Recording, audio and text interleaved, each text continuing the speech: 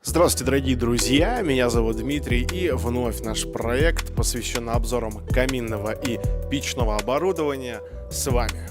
Пару лет назад мне посчастливилось познакомиться с очень интересной печкой под названием Tamera от французской компании Supra. В тот момент я понял, что отопительные приборы такого дизайна, которые выполнены из чугуна, имеют большое обзорное стекло, хорошо принимаются публикой.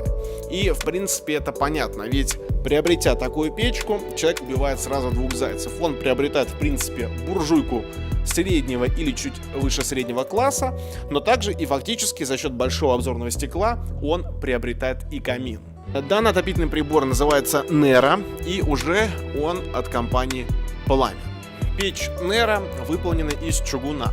Причем назвать этот чугун высококачественным — это, в принципе, просто скромно промолчать, потому что он не просто идеальный, он приятный на ощупь, на него приятно смотреть, нет никаких изъянов, да, то есть я вот так вот провожу рукой, вы знаете, ощущение, что это, что-то мега крутое, даже не похоже на чугун, то есть обработка идеальная. Здесь у нас есть и, собственно, гладкие такие элементы, есть уже элементы текстурированные, рисунок тут специальный, это является таким украшением данного отопительного прибора.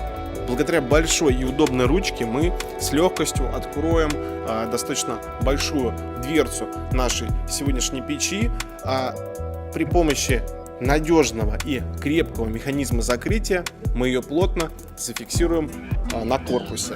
Снизу отопительного прибора у нас достаточно вместительный зольник.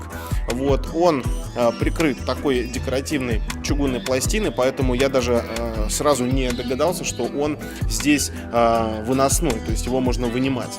Но можно, как выяснилось. Также зольник тоже герметичный, видим мы здесь уплотнительный шнур. Это очень важно, и это напрямую сказывается не только на безопасности, но также и на качестве горения. Вот в этой области у нас полость, но с точки зрения хранения в ней дров, наверное, это не очень удобно, потому что полость небольшая. Отсюда у нас происходить будет забор воздуха. Кстати говоря, здесь как раз таки у нас есть еще и регулятор, вращая который влево или вправо, мы с вами будем контролировать процесс и интенсивность горения.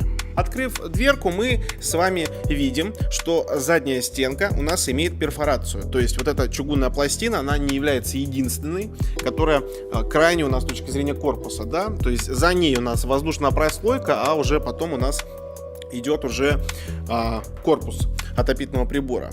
Значит, эта пластина также выполнена из чугуна, и через вот эти отверстия, через вот эту перфорацию будет происходить вторичный дожиг. Давайте начнем ее разжигать. Я заранее приготовил вот такие вот небольшие щепочки или дровишки, чтобы наш первый розжиг был максимально быстрый. Вот такие вот. Ну и мы в ближайшие минуты увидим с вами, как печка Nera от компании Plammin будет красиво гореть.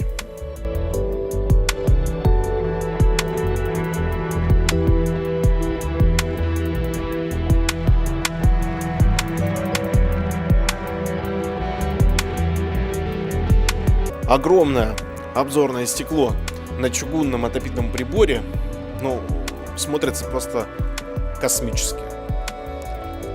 Ощущение, что ты вот здесь и что никакого стекла нет, оно действительно есть. Это эффект присутствия, так называемый. Но одновременно с этим наличие стекла защищает меня, всех окружающих от высочайшего тепла, исходящего от пламени. Ну что, сейчас я уже могу смело проверять наш сегодняшний отопительный прибор на герметичность, просто передвигая механизм контроля подачи воздуха в меньшую сторону. Вот, смотрите сейчас. Вот просто здесь еще люди находятся, сейчас им хочу показать.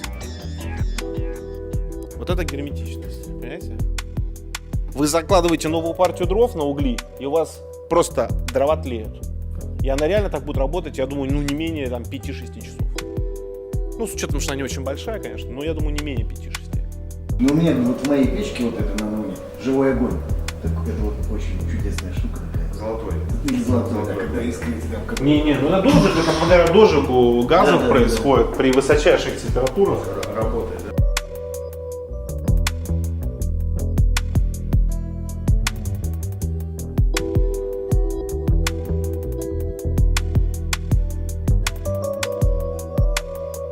маленькая такая ремарочка. Все время, пока я эксплуатирую данный отопительный прибор в течение съемок, я не трогал шибер дымохода. Не трогал его принципиально, потому что я был уверен, что печка работает прекрасно без него. И так оно и есть. Но с учетом того, что дымоходов здесь крайне много, потому что только в этом здании подключено порядка 15 эксплуатирующихся отопительных приборов. Горизонты дымоходов, конечно, атомные. Ну, такого ни в одном доме быть не может. Но если мы чуть-чуть уменьшим еще приток, уход, вернее, дымовых газов через дымоход, чуть-чуть, то эта печка будет работать уже максимально приближенно к варианту эксплуатации, ну, в дачном доме или загородном. Так, мы сейчас экспериментируем. У нас есть дымосос, который, в принципе, все это время был, условно говоря, отключен. Сейчас у нас шибер полностью открыт. Полностью открыт. Открыто. Так. Соответственно, мы сейчас имеем реальные условия отопления прибором, да, какого-то небольшого. Исходя из стандартных решений дымохода. Ну, соответственно, если мы хотим с тобой перекрыть подачу воздуха, мы перекрываем сначала низ, уменьшить приток кислорода в топочную камеру, и далее мы перекрываем с тобой шиберную задвижку. Можно не до конца, но сразу видно, как приток кислорода, который минимален, и уход дымовых газов тоже минимальный в данном случае, проявляет себя системой дожига дымовых газов, система более эффективна. А приоткрыл еще чуть-чуть совсем. Да не, ну даже так. Все. Это, вот я считаю, это положение, в нашем случае, это положение классического дымохода у человека в доме. Но с учетом отсутствия таких горизонтов. Потому что дымоход, конечно, он должен идти наверх, и желательно, чтобы он был максимально вертикальный, без каких-либо уходов и обходов. Кстати, вопрос о том, многие люди пишут мне, по крайней мере, и спрашивают, а нужно ли покупать шибер к дымоходу, если уже в отопительном приборе есть шибер. А иногда в некоторых отопительных приборах шибер есть еще и здесь, да, уже непосредственно по трубке. Я могу сказать одно, что надо. Я крайне рекомендую. Почему?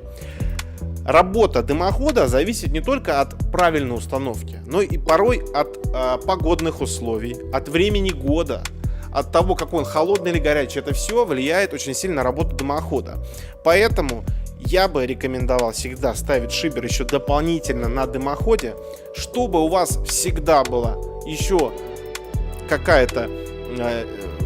какой-то механизм, да, при помощи которого мы могли бы лучше контролировать непосредственно работу печи или камина.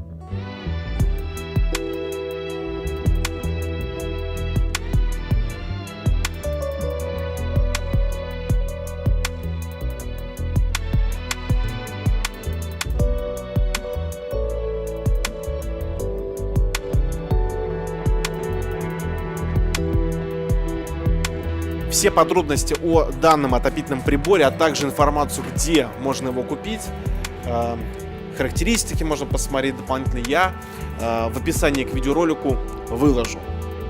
Поставьте лайк этому видео, подпишитесь на канал Печь Обзор, ну и до скорых встреч.